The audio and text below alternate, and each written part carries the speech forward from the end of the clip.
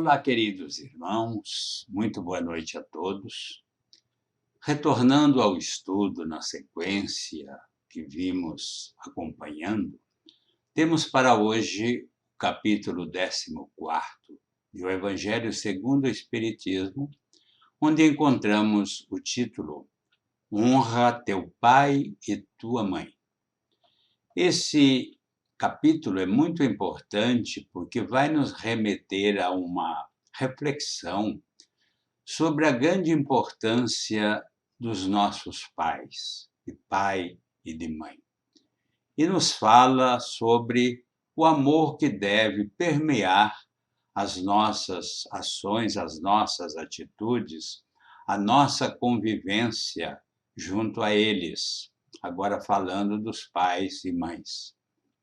Porque houve aquele tempo em que nós éramos as crianças, os pequeninos, depois adolescentes e ainda adultos, mas para o pai e para a mãe, principalmente para a mãe, nós nunca crescemos. Somos sempre aqueles filhos que precisam de cuidados, de orientações, de proteção, estão sempre por perto, vigiando as nossas atitudes e tentando nos proteger pelo amor que nutrem em relação a nós. Daí a necessidade de honrarmos este pai e mãe. Honrarmos porque tudo o que precisamos quando de nossa chegada ao plano físico, através da reencarnação, tivemos necessidade desta união de pai e mãe para a formação do nosso corpo físico. O corpo procede do corpo, o espírito não. O espírito tem a sua história individual e, para o seu progresso, nós precisamos dessas reencarnações e que são os nossos pais que nos propiciam esta oportunidade. Sejam eles como forem. Outros tiveram, outros terão pais amorosos, dignos, atentos às suas tarefas. Outros talvez nem tanto, e alguns até nutrem alguma queixa contra aqueles que o geraram fisicamente. Em qualquer dessas circunstâncias, nossa gratidão a eles é devida, porque nos deram a vida. Só pelo fato de nos terem dado a vida ao corpo físico, a vida do corpo físico, já são merecedores de toda a nossa gratidão. Mesmo que eles não tenham se conduzido de forma que hoje achamos que não nos foi tão favorável, eles nos deram a vida e isto é suficiente para gerar o nosso dever de gratidão para com eles. Então, nós temos, nesse estudo, uma razão para refletirmos sobre esta chamada modernidade, onde muitas vezes os pais não são devidamente respeitados.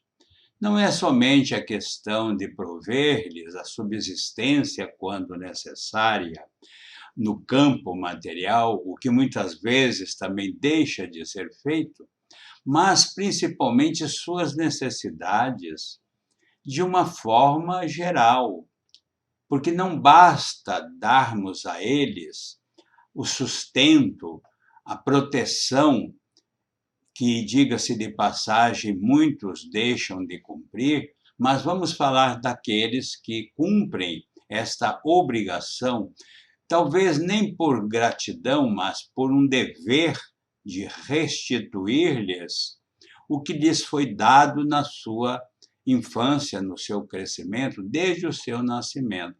Então, eles têm um crédito conosco e nossas ações de hoje deverão ser de gratidão e, acima de tudo, de obrigação. Mas não é somente a proteção material de que eles precisam. Nós também temos que lhes prover a carência, principalmente afetiva. Não basta depositar em suas contas um valor para o custeio da vida, não basta sustentar-lhes a casa física, porque eles precisam também de outras gratidões, de outras atitudes que muitas vezes são mais importantes do que aquilo que nós achamos suficiente. De que adianta se eu previno tudo que meus pais precisam se eu sequer apareço para um abraço, para um carinho, para uma tarde juntos, para um cafezinho, recordando os tempos idos? Porque quando pequeninos nós gostávamos muito da sua companhia, porque neles encontrávamos a proteção, o encaminhamento, os conselhos, as orientações. Mas hoje talvez não tenhamos a mesma disposição de ouvi-los, muitas vezes, repetidas vezes, a mesma coisa. Deixemos que eles vivam o seu estágio de senectude, a idade avançada, onde o corpo, cansado, muitas vezes se esforça para manter ali o espírito que nele um dia reencarnou. Então, é dessa carência que também falamos a respeito, pedindo que estejamos atentos sobre esta necessidade, que não é a necessidade material, que também, quando existe, deve ser atendida com toda a presteza, com todo o carinho. Vem aí o Dia dos Pais, por exemplo. Nós já estamos ouvindo os anúncios sobre os presentes que podemos dar a eles, orientados por vendedores, pela mídia, mas não é suficiente. Talvez este presente nem lhe seja tão importante. Mais importante é a nossa presença. Se há algum tempo atrás não podíamos estar presente por conta das restrições, nós já temos possibilidade, pelo menos uma passagem, uma visitinha rápida, um contato que não seja tão afetuoso no abraço e no beijo, mas podemos dar, sim, a nossa atenção. A pretexto de que estamos em quarentena, não justifica que não tenhamos um contato permanente com os nossos pais, para ouvi-los, para falar-lhes, para trocar experiências, informações, conforto, consolo, que é o que eles muitas vezes mais precisam em sua jornada atual.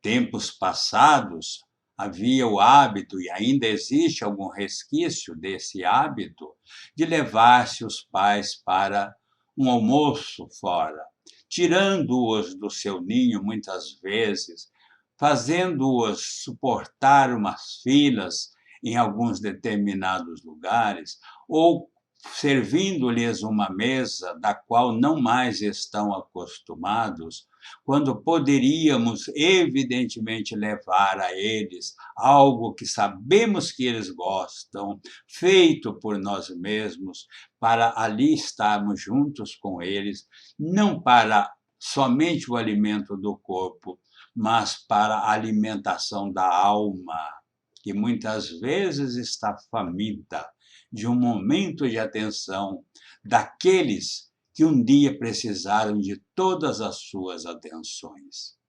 Então, nós temos neste capítulo uma variedade de reflexões a respeito desse honrar pai e mãe. Dizem que certa feita Jesus questionou quando procurado, porque disseram-lhe: tua mãe e teus irmãos estão aí te procurando. E que ele teria dito: quem é minha mãe e quem são meus irmãos? De certa forma, com estas palavras e nesta interpretação, ignorando a presença da mãe que lhe procurava. De forma alguma, nós podemos entender assim.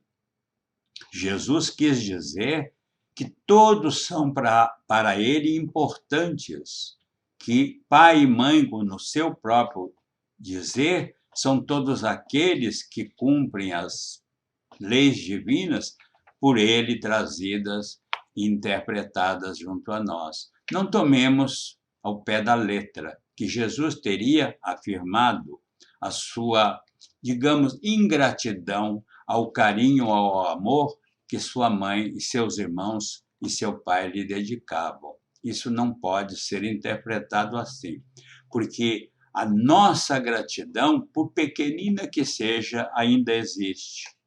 Agora, imaginemos Jesus para com sua mãe naquela oportunidade. Temos também a questão do parentesco corporal e parentesco espiritual. Isso a doutrina espírita nos explica. O corpo procede do corpo e o espírito procede de Deus. Então, há um parentesco que é o parentesco físico, gerado pela genealogia, pela sequência em que o corpo tem muito a ver com aquilo que foi lhe dado na sua geração. Mas o espírito não formou-se ali. O espírito vem de experiências anteriores, onde muitas vezes ele habitou em outros corpos, até como pai, até como mãe, e hoje vindo como filhos.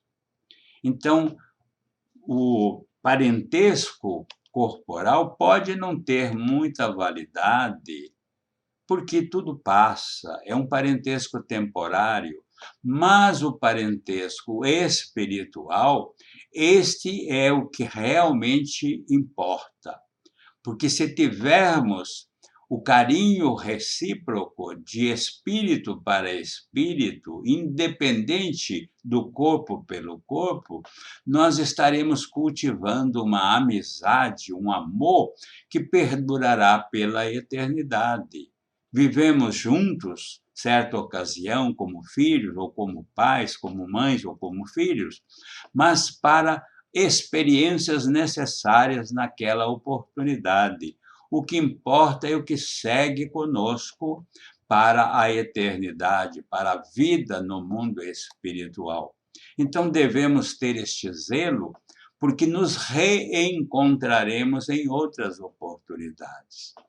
Nossos pais de hoje, para muitos, como para mim, já se foram há algum tempo. Deixaram comigo o dever da gratidão por tudo quanto eles por mim fizeram quando deles eu precisei. Então, ao reencontrá-los, se isto for possível, dependendo das circunstâncias, no mundo espiritual, haveremos de comemorar a experiência vivenciada junto uns aos outros. E dali poderá nascer e ser criada, aumentada, ampliada a nossa querência uns para com os outros, com vistas a futuras reencarnações, onde poderemos até vir como seus pais, ou retornar como seus filhos, ou participar da sua parentela, da nossa parentela junto a eles. Então, é um plantio que terá seus frutos no tempo certo, conforme tudo na natureza assim se dá. Então, nós temos a necessidade, aqui na nossa lição de hoje, não podemos de forma alguma aceitar a ingratidão dos filhos para com os pais.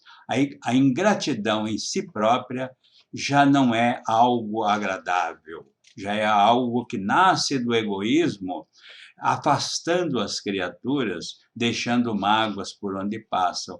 Mas a ingratidão para com os pais, estas se tornam tanto quanto mais graves, porque devemos muito a eles e esperamos que, de alguma maneira, possamos retribuir-lhes o carinho com que fomos por eles recebidos. Que Deus nos abençoe, abençoe os nossos pais, nossas mães, que sejamos gratos a eles pela vida que nos deram, pela tolerância, pela paciência.